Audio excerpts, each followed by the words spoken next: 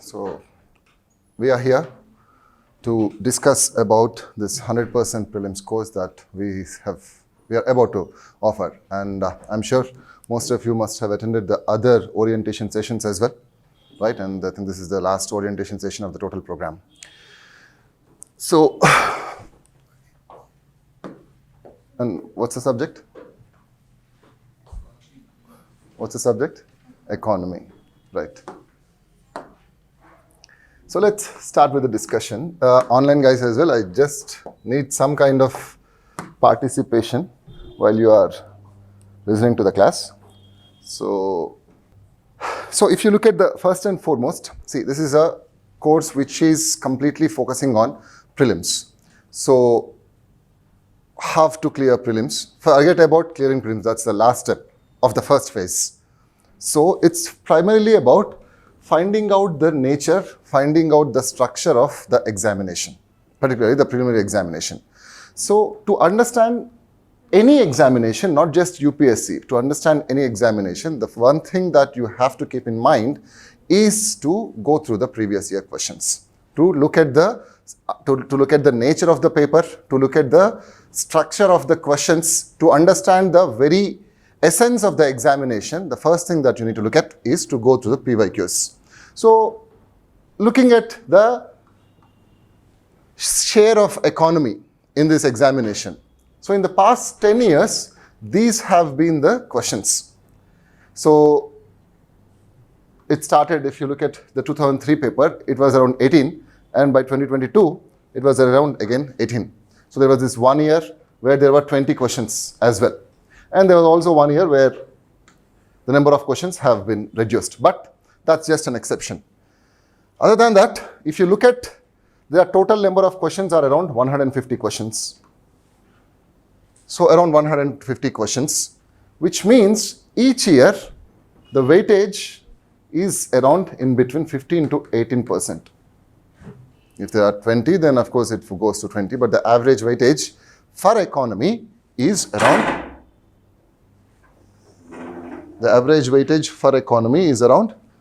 15 to 18%. So obviously it carries enormous weightage in the total scheme of the examination. So that's the first thing that you need to keep in mind. Then, if we look at the type of questions, see, prelims is all about knowing what you don't know. Prelims is all about knowing what you don't know, because speak with any people who have already taken the examination. I'm not sure how many of you have already taken the examination. Online guys, how many of you have taken the examination? Is there anyone who already took the examination here? What about you guys? You took the examination. You, not yet. Okay. Anil, Prasad, Srivani, Navya. So I'm assuming that people who didn't take the examination yet are in a majority here. So you can talk to anyone and the people who have taken the examination. If you have to bet your life on the questions that you only know, please, if you have to bet your life on the questions that you know in the preliminary examination, how many questions might be there? Meaning, if you have to bet your life on the question that you are marking, means if it's a wrong answer, then you're going to lose your life. If it's the right answer, then yes, you'll be saved. So such type of questions, how many questions do you think there will be? How many? Ma'am, you have taken the examination, so you must be knowing, right? Meaning, knowing everything is impossible in this examination. Even the topper will say that. Even the first rank holder will say that. So it's not about knowing everything and marking only those questions which you know. It's not as if you will, before going to the examination, it's not as if you'll decide, okay, this question, so I'll answer only those questions which I know for sure. And if I'm not even sure of 1%, if I'm unsure about the question for even 1%, then I'm going to leave that question. No, that's not how this examination particularly works. Meaning, you just try to reduce the surprise element of the factor, surprise factor of the examination, surprise element of the examination or the paper. And you try to increase the chances of marking a question right through the awareness that you have while you are reading the paper, while you are reading the questions, while you are also reading your respective subjects. So first and foremost, the first thing that you need to keep in mind is it's impossible to know 100% of the questions that are going to be asked in the examination. I'm not talking only about economy. I'm also talking about all the other subjects. You can't know everything. That's where the techniques, or that's where the intelligent guessing, or that's where the common sense, what you call as elimination techniques, or what, there are ways to remember things. Each one of us have a different way to remember things. Some people call it common sense, some people call it intelligent guessing, some people call it a technique, a memory technique, whatever it might be. But the point that you need to remember is everything boils down to figuring out the types of questions that UPSC is going to ask. First, you need to understand the types of questions that are being asked. This applies for every subject, but particularly it applies for economy. And if you have seen the previous year questions, which we generally ask you to in every, I'm sure every teacher asks you to buy a PYQ book and go through the PYQ books, PYQ questions. So if you look at the PYQ questions of economy, of the 18 questions, the questions which are medium to difficult are a bit higher last year. So there weren't too many questions which can be marked easily. But at the same time, I'm not saying it is entirely difficult. But the questions that they have asked, there were some straightforward questions as well. And at the same time, the trend has been to ask more of the medium questions, medium to difficult questions. And it has been the trend for the past 4 to 5 years. It's not a sudden trend that has happened. Of course, it will happen because look at the competition, look at the sources. At one point of time earlier, there weren't these many sources for the examination. So the question paper setters also knew that, UPSC also knew that. But now you have so many sources, of course, thanks to internet, thanks to the information overload that you have right now. And also the competition, the examination is attracting the best. So obviously the examination, the paper setters, UPSC will advise the paper setters to make the question paper as applicable, application oriented, as conceptual. See, medium or difficult is what?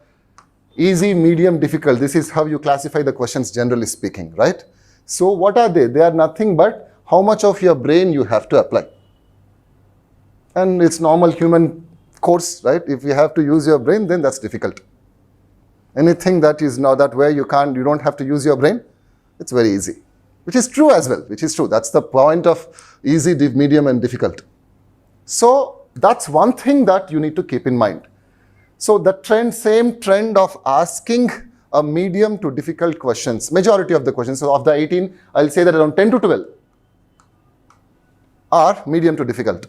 So the trend will be continued in economy and also in other subjects if you ask me. So keeping those things in mind, you need to first figure out the type of questions that economy is focusing upon. First and foremost, the conceptual questions. Straightforward. Any subject will have certain basic concepts that you need to focus upon and focus. Without these concepts, the entire subject will not make any sense. The entire module will not make any sense. That's one thing. So focusing on conceptual questions. Then there have been factual questions. The factual questions are also the ones which will be related to current affairs. The factual questions are also the ones which are related to current affairs. So after conceptual questions, you will be having a set of factual questions. Then questions on national and international organizations, economic organizations or multilateral organizations that work in the international field. So institutions and bodies, for example, RBI, for example, IMF, World Bank, such type of questions. Then schemes related questions, schemes, acts and programs and policies related questions you can expect. There won't be a question paper without the schemes, acts. So, and of course, government works through the schemes. Government works through its policies. You have policies, you have to implement those policies, you require schemes at the ground level. So you need to know the mandate of each and every ministry, not each and every ministry, but at least the important ministries which have been in the news for the past 1 to 2 years or 2 to 3 years, particularly those schemes which have been announced in the budget. For example, since all of you are here in this course, and I'm assuming if you are in this course, it means that you are already done with economy and you have already finished reading economy, right? So, what is this scheme which has been announced recently? Yes, it's about mangroves cultivation, which the government has announced. Okay, good. Is there any scheme for women development? In yesterday's or in this week's budget? Targeted women self-help groups. Is that about what you're talking about? Okay, fine. But that's already there. Any new scheme for women development? 7.5% of a new savings certificate scheme. Mahila Samman savings certificate scheme. Good. Yeah, so those type of things. So you have to be in touch. Online guys as well, you have to say something, type something. So you have to know about the mandates of around 4, I won't say of all the ministries, it's humanly impossible as well, but at least around 3 to 5 ministries, the key ministries like Women and Child Development, Agriculture, Ministry of Human Resources and Education. So such type of ministries, schemes should also be, you must be aware of. Then yes, an act-based question, programs and policies, you can bunch all of them together. Then surveys, reports and indices. Every year there will be at least 1 or 2 questions based on the indices. Indices like HDI or hunger index or innovation index, likewise. So survey, it can be economic survey. There will be 1 question about economic survey. We will see certain things that are associated with what to read and what not to read for this prelims. So economic survey based questions, then there can be a question on any report. So there are many reports that both the national and international organizations are announcing every year, right? So Global Innovation Index or World Economic Forum releases around 10 to 15 reports, those reports. So there will be some questions, 1 or 2 questions on this. Then concepts, these 5 are the main type of questions that you need to focus upon. And of them, the conceptual questions. The conceptual questions are also the ones which you can find that are based on the keywords. So the entire economy course, if you have to write the concepts in 1 paper, there will be around 50 to 75 keywords. Just the word itself, which are important. And if you observe the newspaper, it is this 50 to 75, maximum of 100 keywords. There aren't even 100. So it is this 50 to 75 keywords which will be often repeated in your newspapers. Sometimes you might be wondering, or sometimes people ask, what are these keywords? How to remember these keywords? Or how to find out these keywords? The question is simple. Those are not keywords per se, but they are concepts. The keywords are also associated with the application of concepts. We'll see some of the questions in the next part of the class. So the keyword based questions are also the ones which are conceptual questions. So these are the things that you need to remember, and these are the things that you have to focus. And one more thing, when I have said that there are certain factual questions doesn't mean that you will be asked about some current affairs fact. It's not about that. Fact which is again linked to concept. You won't be asked about any numbers. That's one thing, one advantage of UPSC. UPSC never asks you about numbers. Even the numbers based questions are asked from a trends perspective. Whether something is increasing or something is decreasing, or in the past 5 years, what has happened to national income, what has happened to per capita income. So they won't ask you numbers. So facts are not numbers or hard facts, but facts related to concepts again. So if these are the 5 core type of questions, then there are some other questions like concepts with current affairs relevance. So something which is in current affairs, but the UPSC might not ask you current affairs directly.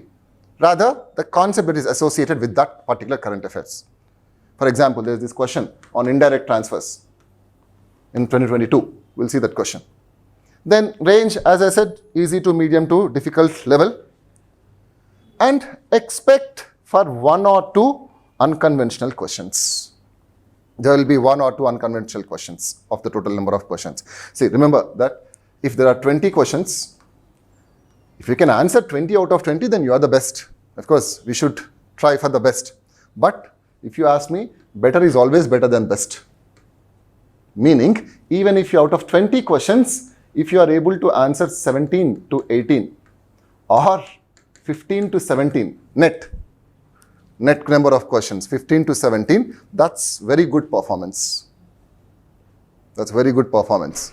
Because if you see the cutoffs are hardly around 50% of the total marks, right? 50 to 55%, the general cutoff.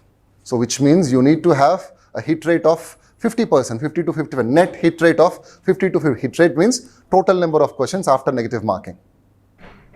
So these are the things that you need to keep in mind. So even if in 20, if you can answer 15 to 17 questions, it is good. That's a very good performance. As I said, don't try to top the examination, prelims. Don't try to top prelims. Nobody is going to give you any medal. It's all about clearing the prelims. So there will be 1 or 2 unconventional questions, which if you have prepared, it's good. If not, you should just leave that question.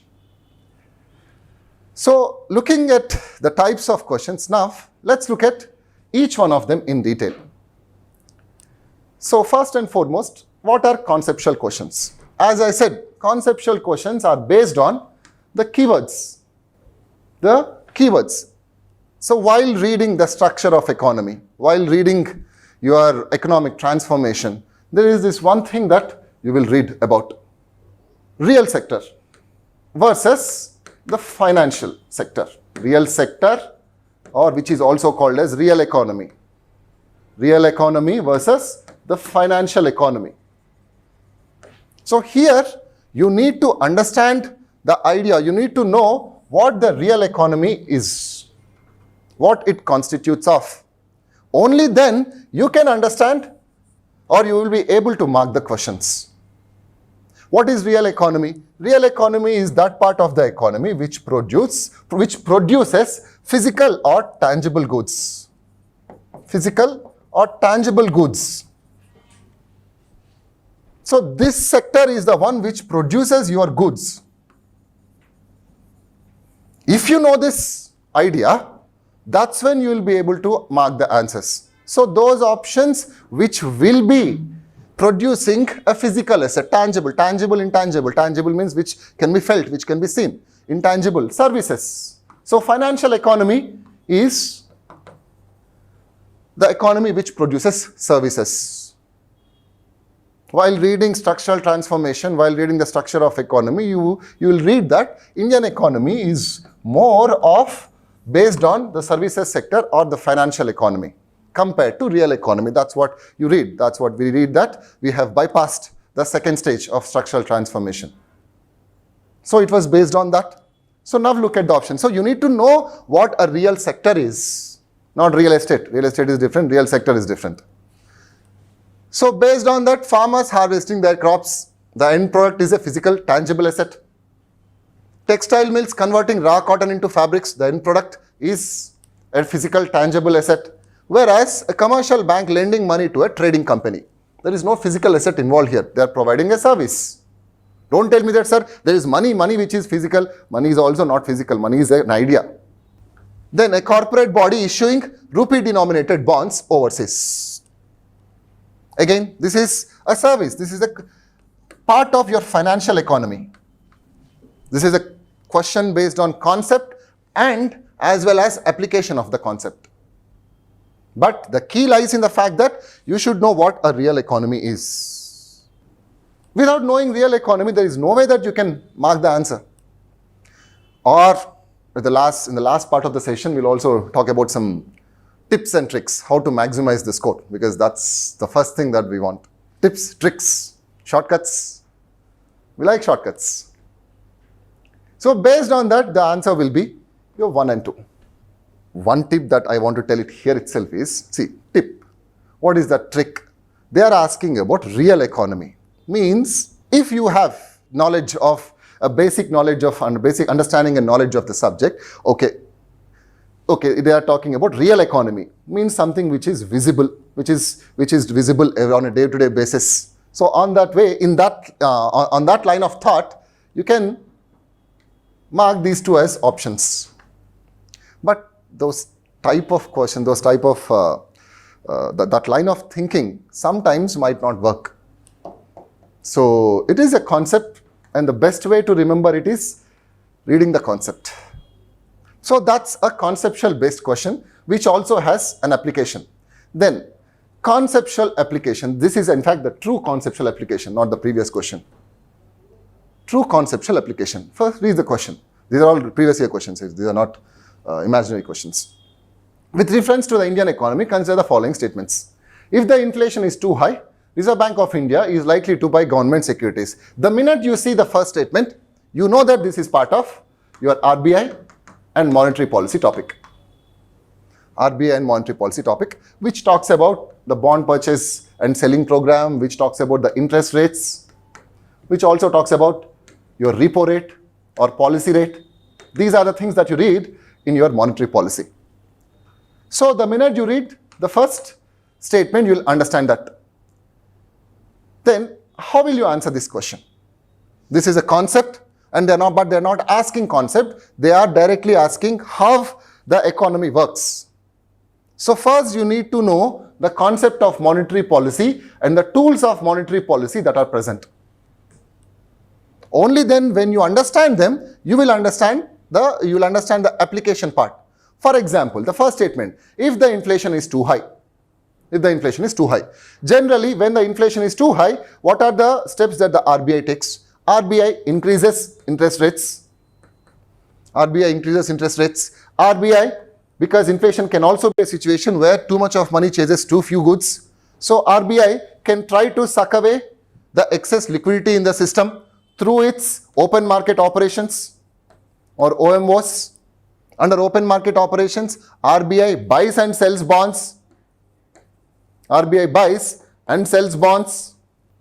So if RBI buys the bonds from the market, if I am RBI and if you are the people, general public, if I am buying bonds from you, I have to give you money, I have to take the bonds from you if I am buying the bonds. Which means if RBI buys, what is happening? Money supply is further increasing in the economy, which means it will stoke inflation further.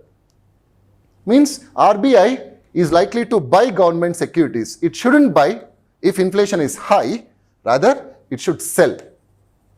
If RBI is selling, then if RBI is giving you bonds and taking that money that's in your pockets, which means that will result in reduction of money supply.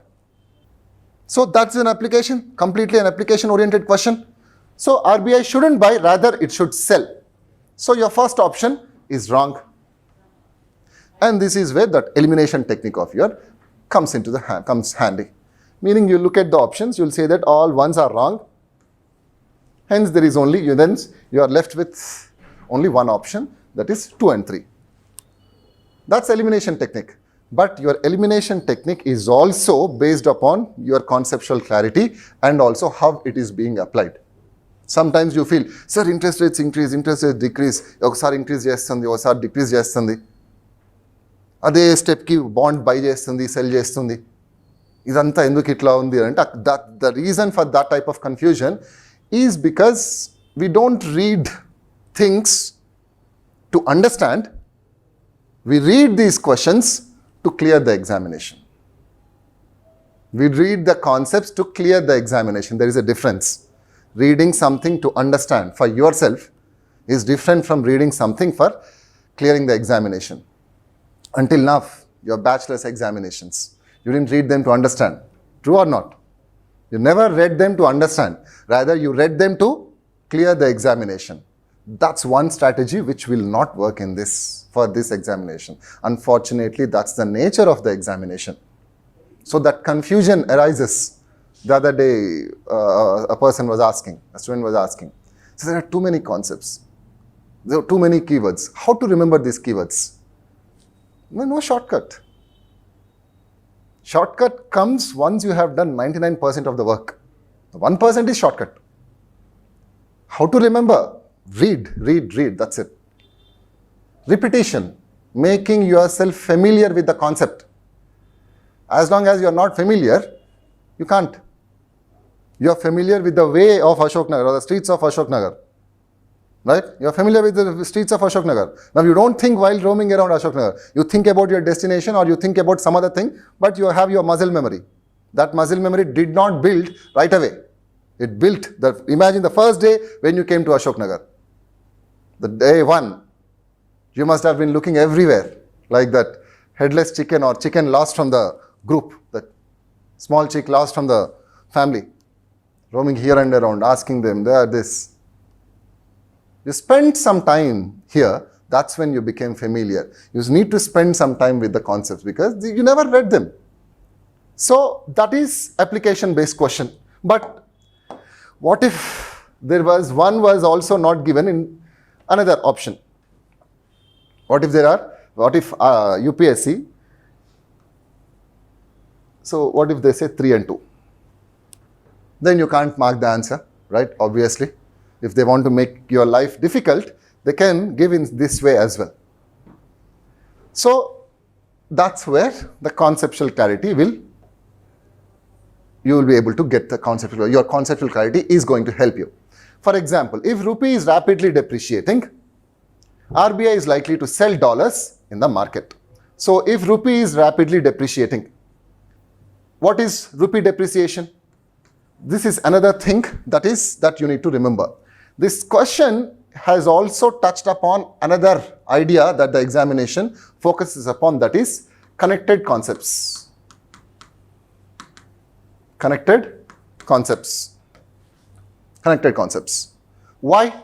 Because there are two concepts here. One is inflation and the other one is rupee depreciation.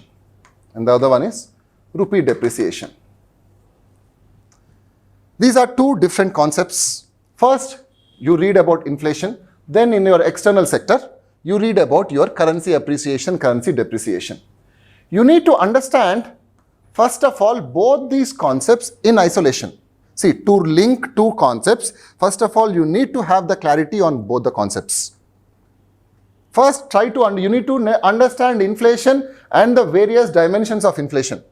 Then you also need to understand how appreciation and depreciation or how the currency markets work. Then you will understand the impact of one on another. So if you look at depreciation, what happens with depreciation? Value of currency decreases. What's the impact on imports and exports? Your exports become cheaper. Exports become cheaper and your imports become costlier. Meaning, this is the impact of depreciation on Indian economy. So forget about exports for now. Your imports are becoming costlier. And we know that we import around 85% of our oil needs. So the imports will become expensive, and anything which you are importing, it will contribute to your inflation in the form of imported inflation. Which means your inflation is going to rise further. Your inflation will increase if your currency depreciates. This is a connected logic, right? So reading something in isolation will not work. It will not work. So what you need to keep in mind is, once the first stage is to get a clarity on the concepts. The second stage is application of the concepts. The third stage is how one factor, one economic indicator is going to impact the rest of the economy. Only then you will be able to understand. This is a medium to difficult question. Yes, it becomes easy the minute you know the first statement. But what if you don't know the first statement? So that is your conceptual application type of questions. Then factual questions. See, these factual questions are the easiest and also the most difficult. The easiest question where you don't have to use any brain, because if you know the answer, you will know the answer, you will mark the answer. If you don't know the answer, you will just skip and move on to the next question. For example, this question was asked. So Gujarat has the largest solar park in India. Kerala has a fully solar powered international airport. Goa has the largest floating solar photovoltaic project in India.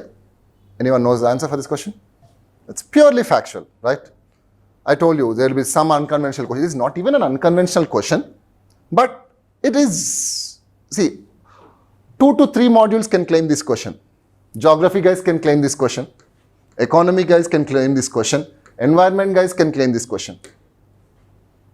So, but it is part of, if you want to put it in economy, it is part of your infrastructure. You read a chapter infrastructure, under infrastructure power sector, under power solar power. We have a national solar mission. So the answer for this question is, as I said, if you know it, it is easy. If not, you just have to skip it. Don't take guesses on this such type of questions. Guesses also, I'll tell you where to take them. So it is not Gujarat, but Rajasthan. In fact, Rajasthan has the world's largest solar park, which means it will also be India's largest. Then Kerala has a fully solar powered international airport. Yes, Cochin International Airport is the first airport to become fully solar powered in India. Then Goa, it's not Goa, but it is Andhra Pradesh. So if you are from Andhra Pradesh, at least you should know that fact. If you are from Rajasthan, at least you should know that fact. So if you know that fact, then maybe you can try that question. So if you are from Andhra Pradesh, do you know the question? Do you know the statement? That's what you should ask yourself. So if you take out 1 and 3, the answer is 2 only. But as I said, it's completely factual. It depends on how thorough you are with your newspaper reading. Because these are the facts which will only be covered by newspaper. And even newspaper won't cover you saying that Rajasthan is the largest solar park in India. Newspaper, all 3 news won't come on single day. They'll be, apart from each other by around 3 months or 6 months in the last 1 year. So such type of factual questions are also there. Then governance, economic governance. Because end of the day, all of you are going to become administrators. So administration is nothing but governance. So economic governance based questions, there will be 1 question, 1 or 2 questions on this. Again, you can put it as a factual question, but it is not factual in true sense. Rather, it is part of the structure of the government. So if you look at the question, in India, which one of the following is responsible for maintaining price stability by controlling inflation? Price stability by controlling inflation. What will be the answer? So if you look at economic governance, which of the following is responsible for maintaining price stability and controlling inflation? Of course, it is RBI. Yes, RBI, inflation targeting, monetary policy framework agreement, everything related to that. The minute you talk about inflation, the first thing that should come into your mind is RBI. First thing should be RBI, first thing should be monetary policy. At a second order level, think about other things. Think about the impact of fiscal policy. Then, concepts with current affairs relevance. This is interesting. Because we think that current affairs means we have to just remember the fact. But this is, most of the people thought that this is asked randomly. This question was asked randomly. Which one of the following situations best reflects indirect transfers often talked about in media recently with reference to India? With reference to India. So first of all, concept, yes, you need to know what indirect transfers are. In fact, this is not even a direct concept. The main concept that you must have read is retrospective taxation. The main concept is retrospective taxation. What is retrospective? Retrospective, going back in time. So your budget 2020, the taxation law 2021 budget has amended. It has abolished the idea of retrospective taxation. When budget was introduced, it has abolished the retrospective taxation. Retrospective taxation, taxing something which has happened, taxing a transaction which has happened in the past. This was introduced in 2012 in India. Back then, they have introduced it. So now, we wanted to give some kind of certainty. We want to attract investment. We wanted to assure the investors, particularly the foreign investors, that we are not going to resort to this retrospective taxation. And why was this done? This was done, this the government has done to tax the Hutchison-Vodafone transaction. Hutchison-Vodafone transaction. Generally, when a buy-sell transaction happens, money and assets will change hands. When a buy-sell transaction happens, money and assets will change hands. That's the idea. But in this peculiar situation, the idea is that your assets are located in one country, that is India, whereas the share sale happens in another country. The exchange of shares ownership happens in another country, which has happened in some tax haven country and which are based in UK. Even in fact, the share sale, the exchange of shares happened in a third country, in a tax haven, but both these companies are incorporated in UK. So they exchange the ownership of the company whose assets are present in India. So this is not a direct sale transaction, but indirect sale transaction, which you call as indirect transfers. Which you call as indirect transfers. So Vodafone is even in news as recently as last week. This current week, in fact, the week gone by. So Vodafone was always in news. Vodafone related concepts. So this is indirect transfer because they haven't transferred the assets directly. Government of India, when it introduced retrospective taxation, said that we are not going to allow such type of indirect transfers. We will also tax such type of indirect transfers. An associated concept with the same idea is what type of tax they will impose. They will impose capital gains tax on such type of transactions. So this particular provision has been abolished in the budget. That was the reason the question was asked. So 2012 or 2007 topic kadadi. The topic is not, doesn't belong to 2012 or 2007. Act-based questions. Act-based questions. It was in news, it was in context because there was an act which was passed. But the question is not directly on the act, but the concept that is related to the act. Then terms-based questions. Keywords-based questions. As I said, keyword again is a concept. Keyword again is a concept. So what is this? Which one of the following statements appropriately describe the fiscal stimulus? Again, this was a previous year question. Which one of the following statements appropriately describes a fiscal stimulus? Massive investment by the government in manufacturing sector to ensure supply of goods to meet the demand and surge caused by rapid economic growth. Affirmative action by the government to boost economic activity. Intensive action on financial institutions to ensure disbursement of loans to agriculture and allied sectors to promote greater food production and contain food inflation. Extreme affirmative action by the government to pursue its policy of financial inclusion. Of course, none of the statements are using the words that you must have read fiscal stimulus as. Because this is not the way we learn fiscal stimulus. This is not the way we define fiscal stimulus when you are listening to a class or when you are reading from a textbook. What is fiscal stimulus? Fiscal stimulus, of course, anything that's related with fiscal is in the hands of government, and anything that's related to monetary is in the hands of RBI.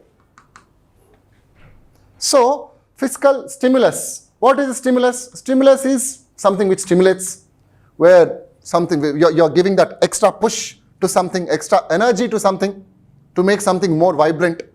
So this is related to something. Fiscal means something in the hands of the governments. What are the two things that are in the hands of the governments? Expenditure, spending. There are only two things in the hands of government from the fiscal perspective. Number one is expenditure, and number two is taxation. and number 2 is taxation. So the government has to do something on these 2 dimensions to give stimulus. Of course, where will they give stimulus to? Stimulus to the economy. So energize the economy, give some steroids to the economy, push the economy to grow further in terms of expenditure, in terms of taxation. So generally fiscal stimulus programs involves increased expenditure from the government or decreased taxation. This is directly in the hands of the government. This the government wants to put money in the hands of the people by decreasing the taxes. So both these activities on part of the government will have a multiplier effect on the economy. Will have a multiplier effect on the economy. And that's how the economy will grow. So this is not related to any one particular sector as such. Rather, it is related to the entire economy. And the most relevant option is, it is an intense affirmative action. Affirmative action is supporting action, a supportive action. In your polity, you read affirmative action as reservations. Reservations are called as affirmative actions. What are reservations? Supportive, additional supports that are given for weaker sections. The same way, when economy has become weak, when economy is weaker compared to the normal times, that's when government uses such type of affirmative action to boost economic activity. To boost economic activity. Meaning, when under normal circumstances, governments will not go for fiscal stimulus. Only during recessionary times. Only when the demand is collapsing, when the aggregate demand is collapsing. That's when the governments will go for fiscal stimulus programs. Hence, the answer will be B. This is normal. Of course, it is also in current affairs because it was COVID. COVID times, an extraordinary activity which has weakened the economy. So the economy requires additional stimulus, additional support. Then institutions-based questions. As I said, national and international institutions-based questions will also be asked. For example, global, this is about a global financing instrument or global multilateral organization. Rapid financing instrument and rapid credit facility are related to the provisions of lending by which one of the following. This particular question was the first question in one of the sets of UPSC last year. It was the first question. Normally, history or polity, if the exam starts with, if the paper starts with either history or polity or environment, the mood will be good. Imagine the people who got this set. I think it's A or C, one of the 2 sets. Imagine the situation of people who got this set and this being the first question. And see, the dread for economy, like fear of economy is very common in almost all the aspirants. Somebody who is loving economy, somebody who enjoys economy are very rare and they are exception. I enjoy economy. So, imagine the dread of the person in the paper whose first question is this. Did you take the examination last year? What was your first question? Achha, not this question. Achha, then you are good. How do you feel economy generally? Yeah, you like economy. Good. So this was the first question. So rapid financing instrument and rapid credit facility are related to the provisions of lending by which one of the following organizations. This was also a time post-COVID period. Certain smaller economies have started to experience BOP crisis, of which one is in our neighborhood, that is Sri Lanka. And the next country is also in our neighborhood, which you must have already read in the news. So from the past 1 week to 10 days, rigorous discussion, rigorous negotiations are happening between IMF and Pakistan to again stave off them from the BOP crisis.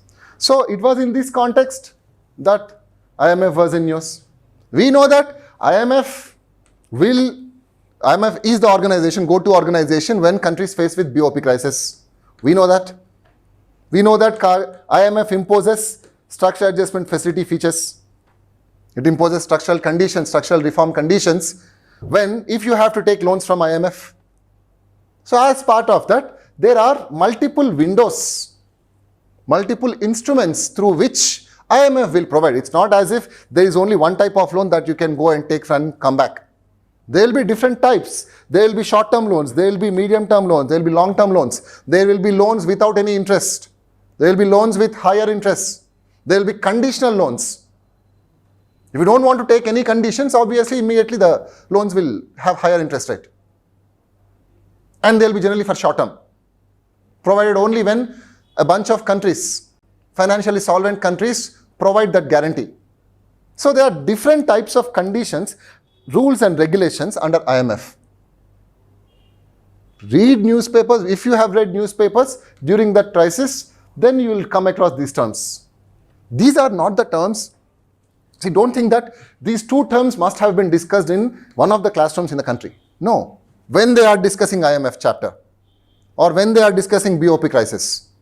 No, that will be impossible. If you have to write down such things in the notes, then your notes will become encyclopedia of UPSC economy. And you don't read encyclopedia. Do you read encyclopedias on a daily basis? No. Encyclopedias are supposed to be in your shelves, in your houses, where people come see, oh wow, they have encyclopedia. Antavarke. ఇవన్నీ రాసుకుంటా పోతే మీ notes కూడా encyclopaedia అయిపోయి మీ రూమ్లలో అట్లుంటుంది అంతే. దాన్ని మీరే తీరు. Not even you will touch if you write down all such type of things. And the subject becomes unbearable if you start reading about these things when you have read BOP crisis. So at the first level, you only read about BOP crisis. At the first level, you only read about IMF, the conditions that IMF imposes, how the country, since we are in India, how India has tackled these reforms. Then the current affairs topics, when you read about IMF Sri Lanka crisis, IMF Pakistan crisis, then that is application that you build on the base that you have already created. So do not make your notes the encyclopedias. ఏది రాయాలి ఏది రాయొద్దు అనేది తెలియాలి నోట్స్లో. You should know what to write and what not to write. So this is an institution based question. Of course they are talking about the BOP crisis and it is IMF. These two facilities are the loan windows provided by IMF. Why? For the very fact that to force the country to take reforms, it will take some kind of negotiation. Negotiations usually take time. So by the time the negotiation ends and they are given under SAF facility, they are given loans, they need some short-term loans as well. That's why these are rapid instruments, rapid credit facility and rapid financing. So it's like a stopgap, it's like a band-aid to the bleeding economy. So these are the types of questions that you have to, that you need to understand before attempting the examination. At the same time, what to read? What to read? Should we read the entire economy module? All the topics that are present in the economy module? Or are there some topics selected or chosen according to your cost benefit analysis? Of course, end of the day, it's all about, this is prelims. So prelims, you have to always keep in mind this cost benefit analysis. Meaning, look at the topics that are being asked repeatedly and where the maximum weightage is present. You also have poverty, you also have unemployment, you also have agriculture sector as such, each of the three sectors as such, you have services sector, you have many other topics in economy. But if you have been looking at the trends from the past 4 to 5 years, these are the topics that UPSC has been focusing upon. Around 70 to 80% of the questions are from these particular topics. These 7 to 8, depending upon how you club it. National income. Of course, national income will be the basis of any economy or any economic questions. Then, within national income, financial markets. There is excessive focus on financial markets. Of course, for an obvious reason.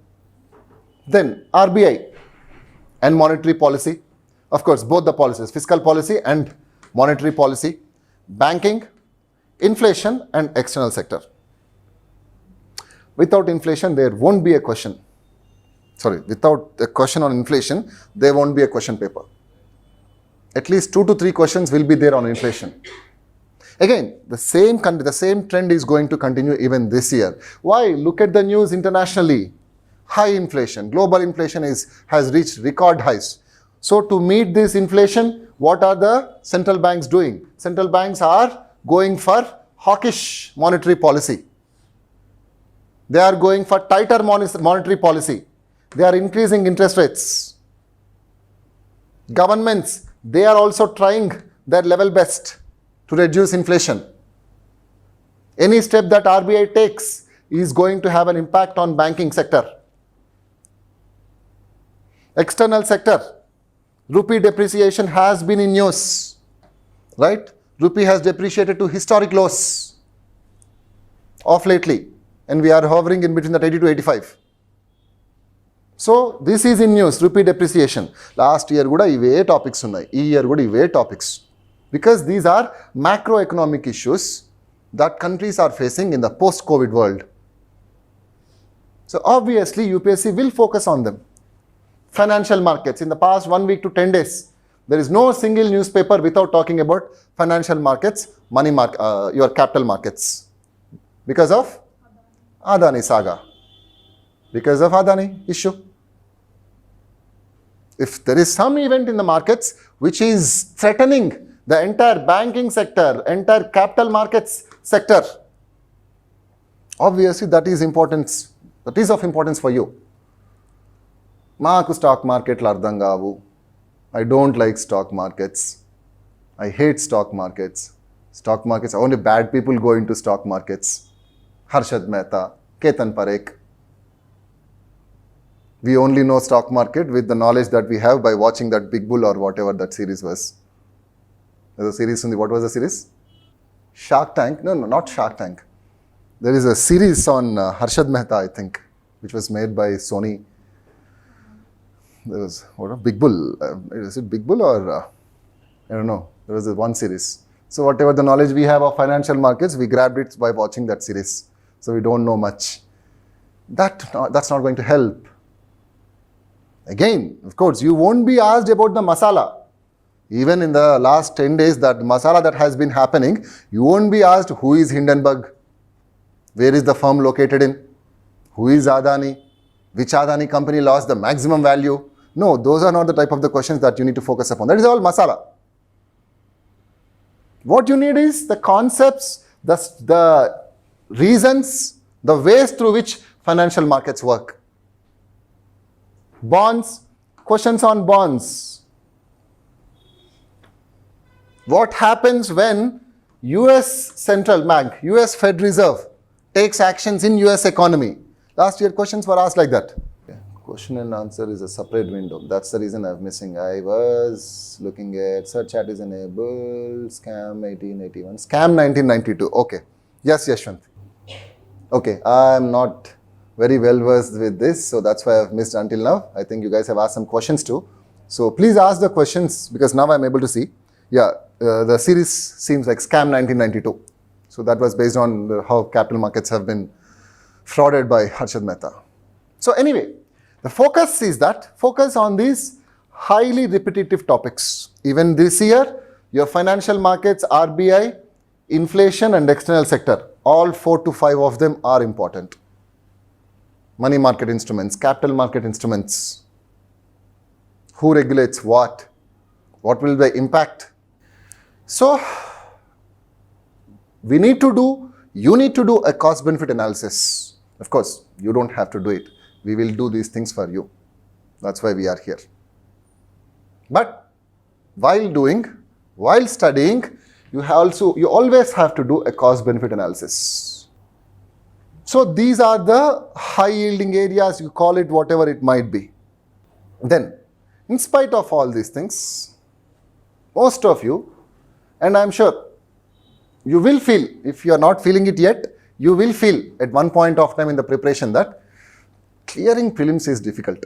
Once I clear prelims, mains nenu chimpesta asalu. Nenu extra additional sheets iskopoyi rasosta anukuntaru because I have so much of knowledge that I have accumulated.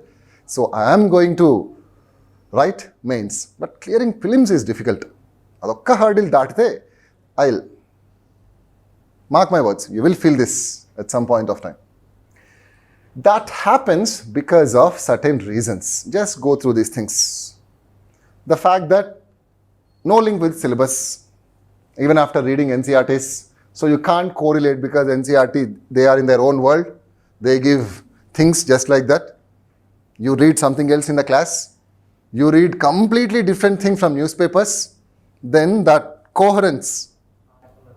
ఇవన్నీ పేపర్లో రావు. Exactly of course క్లాస్లో discuss చేసినవి ఎన్సీఆర్టీలోనే పేపర్లో రావు. క్లాస్లో discuss చేసినవి వస్తాయి. So that's one problem. Then NCERTs aren't enough and there is no proper study material. Then current affairs can't pick the topic to read from. For example, I'm sure many of the students have completely ignored Adani issue or they read the entire masala. Adani avaru, Hindenburg avaru, Hindenburg mancha cheda, Hindenburg, what is the modus operandi of Hindenburg? They're always doing this. This is attack on something. So we read all those unnecessary things. So that's one problem. Then other modules. Now economy is like this. I'm very good with all the other. I'm good with geography, I'm good with polity, I'm good with other like history. But I don't know, somehow I feel problem with economy. Why? Because of course I know about governor, I know about speaker, I know about constitution, I know about fundamental rights. Fundamental rights. Because we know that. Because you are familiar with those terms, that's the only thing. Then you also say that can't understand how to read.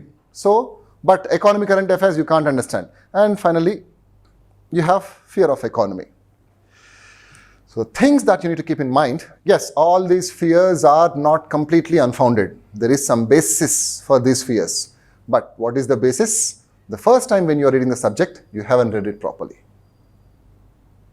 And as I said, you read things to clear the examination, not to understand. Clearing examination means just by hearting. Ratamarna. So try to understand for this examination, things will be clear. So yes, these are the problems. I'm totally with you. But what are the solutions? Solutions 3R, triple R. Solution is triple R. Triple R is again in use. So you can't get rid of triple R. I'm sure all of you, or at least most of you have watched triple R.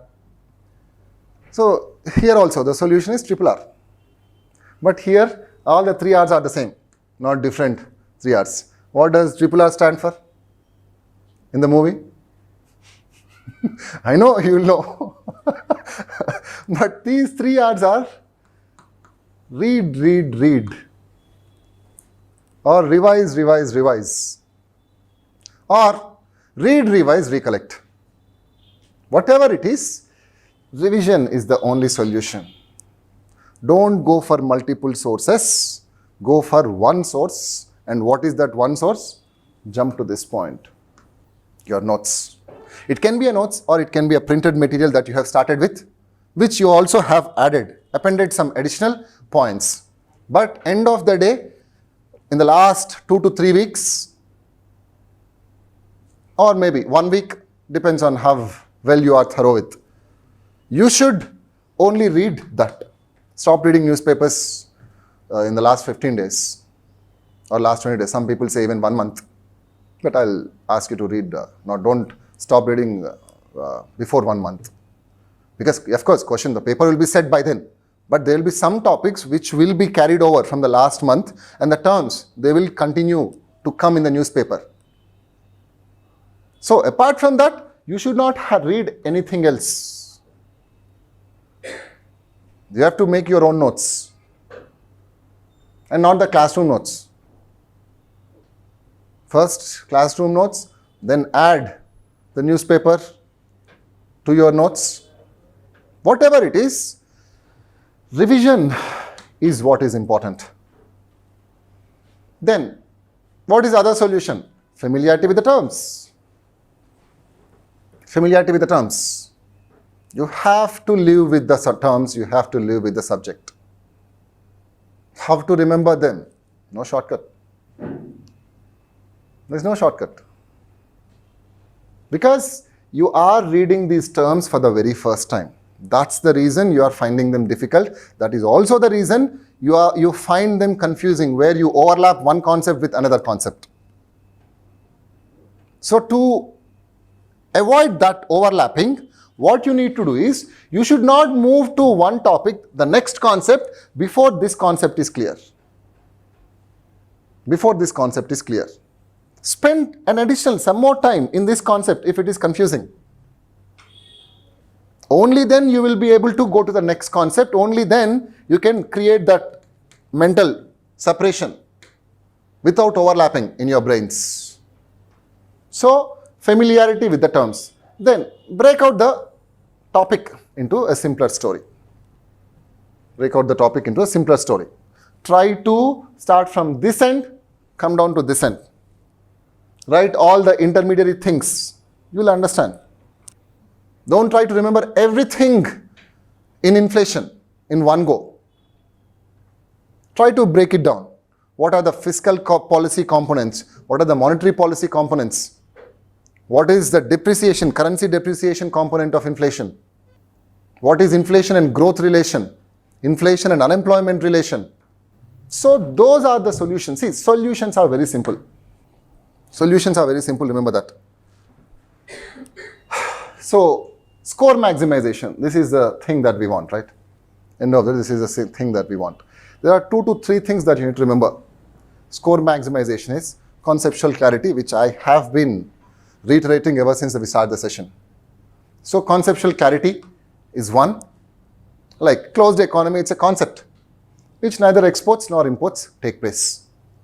Then, as I said, common sense. Most of the questions in economy, once you are thorough with the concepts, the next C that you need to know is common sense, commonsensical knowledge. And unfortunately, common sense is the least common thing in our society. What we don't have is common sense. We want to try intellectual things. And in the process, we forget about common sense. What is common sense? Practical knowledge, judgment, help us in a reasonable and safe way. Help us in a reasonable and safe way. So this question we have already discussed. So here you can answer the question with common sense. You don't have to have the various tools of monetary policy. Of course, concepts are the basis. But sometimes you might not recollect, or you might not have the time, or you might not, for some reason, the concept is gone. There might be some kind of confusion. Use your common sense. Inflation is too high.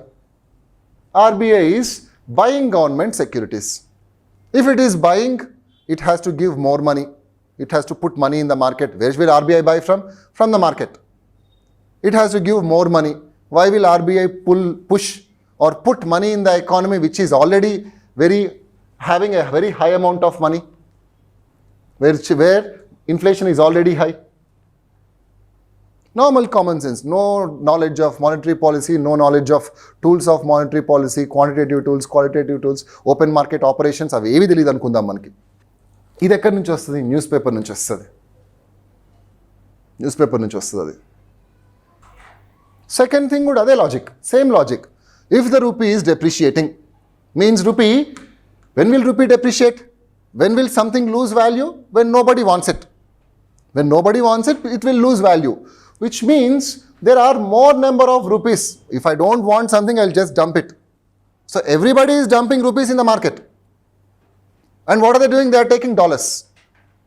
Or dollars or some other currency. But the fact is, people are dumping rupees. What can RBI do? It can suck that excess liquidity. And how can RBI suck or take away those excess rupees? By selling something. It can sell bonds, it can sell dollars. But here you are talking in the context of external sector, which are also called as your sterilization measures. Any operation by RBI in the foreign exchange market is a sterilization measure, sterilization of rupee. So what are they doing here? They are selling dollars. Means they sell in dollars, in return they will get some rupees from the market. Thereby the total quantity of rupees will reduce. As I said, common sense. So what you need is commonsensical knowledge. Finally, you need to have some kind of elimination sense of elimination. How to eliminate. Here, in fact, this sense of elimination, you can also get it here. But you can also have a sense of elimination.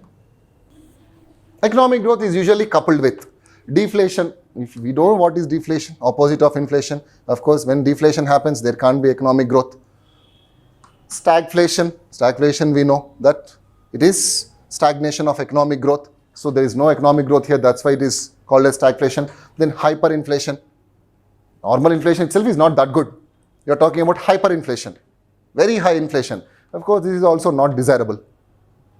So hence, see, you might be reading this particular statement for the very first time.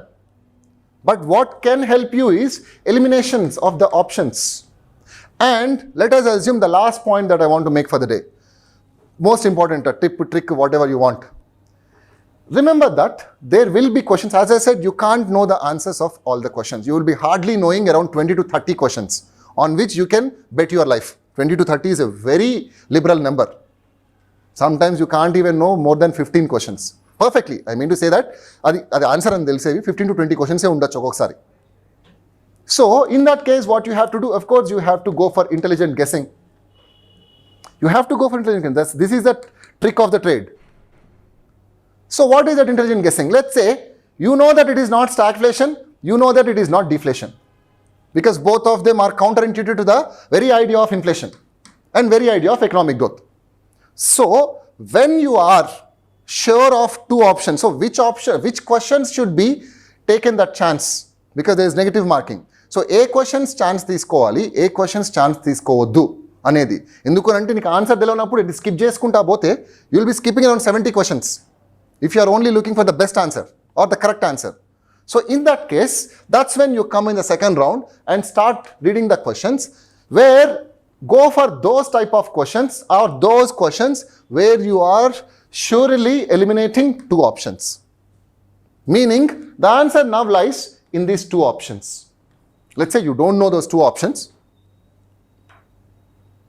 Take a guess of such type of questions.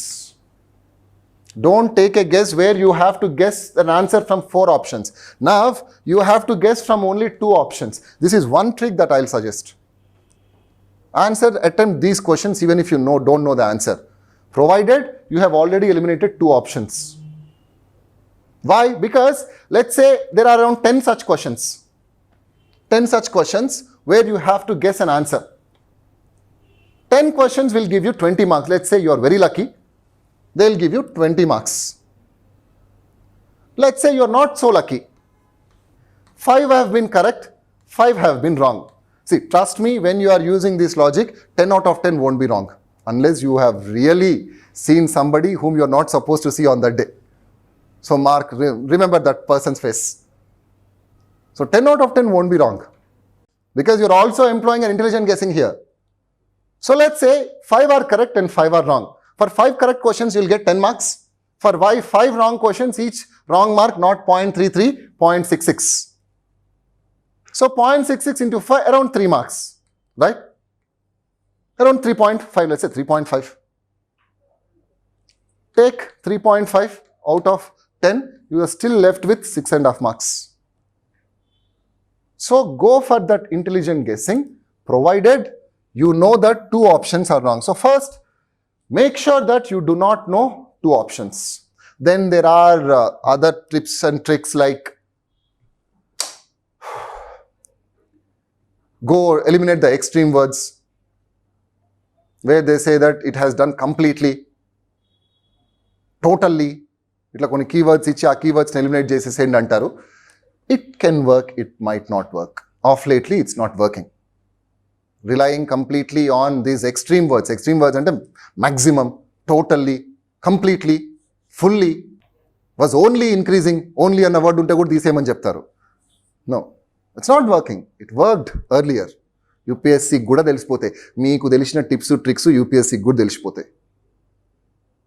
There is a saying in Telugu, right? తాతకు దగ్గు నేర్పుతారా అని కదా, ఆడికి తెలియదా?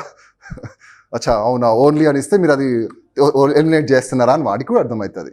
End of the day, it's all about intelligent guessing, having some kind of conceptual clarity. అది లేకపోతే ఏ guess ఏ ట్రిక్ వర్కౌట్ అవ్వదు. But yes, There are certain ways in which you can understand, you can link questions, which we will be offering in our course finally. So what are the sources? You know by now, NCERT macro is enough. You don't have to read the micro. Newspapers, budget, economic survey, and finally, the value-added notes that we will be providing. So these are the things that you need to keep in mind. So the classes are starting from 17th onwards, it seems. So we'll be offering around 150 hours, around 75 sessions, of which economy will be around 20 sessions. So make use of the course, make use of the content, make use of things. All right. So do you guys have any questions for me? So with that, we'll end the session.